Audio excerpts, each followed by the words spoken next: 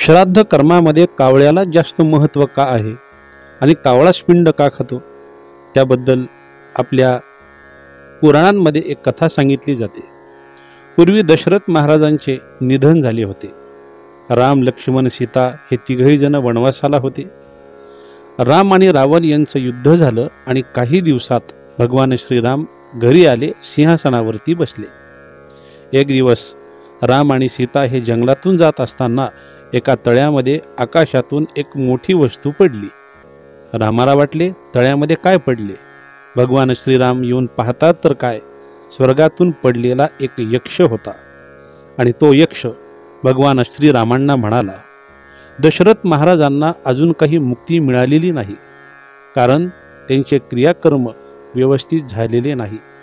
रामा, स्वतःच्या वडिलाच्या उद्धारासाठी काहीतरी कर। त्यावेळेस रामाने ठरवले वडिलांचे श्राद्ध परत एकदा चांगल्या पद्धतीने करायचे। त्यावेळेस वशिष्ठ आले आणि वशिष्ठाने सांगितले, रामा, स्वकमाईच्या पैशाने जर क्रियाकर्म केले तरच दशरथ महाराजांना मुक्ती मिळेल, अन्यथा नाही। राम आणि सीता महाराजांचे क्रियाकर्म करण्यास यमुनेच्या काठी आले आणि भगवान श्रीराम सीतेला म्हणतात, सीते, आत्ता मी गावामध्ये भिक्षा मागून आणतो, त्यानंतर आपण क्रियाकर्म करू। सीता माता यमुनेच्या काठी बसली।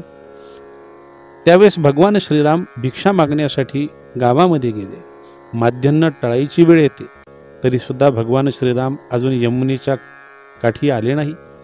त्यावेळेस चिंतेमध्ये पडली माता सीता। ब्राह्मण बसलेले होते, त्यांनाही चिंता वाटू लागली। त्याच वेळेस नदीतून दशरथ महाराजांची ओंझळ दोन्ही हात वर येऊन स्वतः दशरथ महाराज म्हणतात, सीते, मला काहीतरी दे। सीता म्हणाली, महाराज, मी तुम्हाला काय देऊ। महाराज म्हणतात, तू ज्या ठिकाणी बसली आहेस तेथील वाळूचे पिंड माझ्या हातावरती दिले तरी चालेल। सीता त्याप्रमाणे करते आणि तात्काळ हात अदृश्य होतात। त्याच वेळेस राम तिथे येतात आणि सीतेला म्हणतात, तू हे काय केलेस, माझ्या वडिलांच्या हातावर वाळूचे पिंडदान केले। सीता म्हणते, असे करण्यास स्वतः दशरथ महाराजांनीच मला सांगितले होते। हा झाडावरचा कावळा, ही गोमाता साक्षीला आहे, हे ब्राह्मण देवता हे साक्षीला आहे, यमुना सुद्धा साक्षीला आहे, पाहिजे तर यांना विचारा। भगवान श्रीरामांनी कावळ्याला विचारले, तो काहीच बोलला नाही।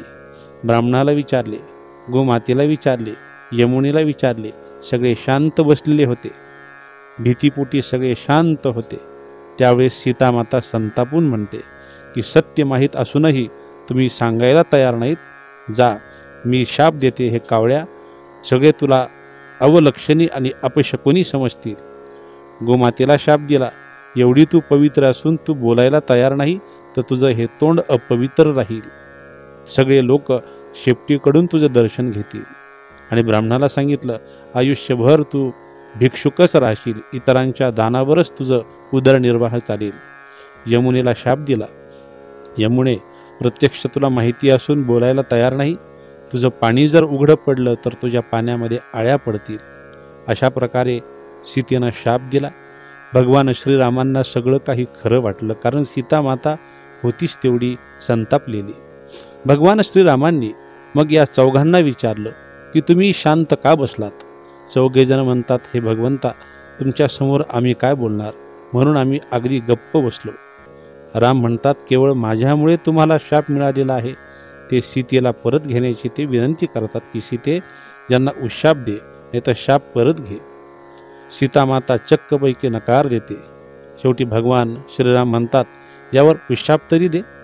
मग सीतेनं उशाप दिला कावळ्याला, जरी लोक तुला अवलक्षणी समजतील, तुझे दर्शन अपशकुन समजतील, तरीही मी तुला उशाप देते की लोक श्राद्ध आणि पक्षाच्या पितृपक्षात पंधरवाड्यात तुला मुद्दामून नैवेद्याचं ताट ठेवतील, तुला आग्रहाचं आमंत्रण देतील।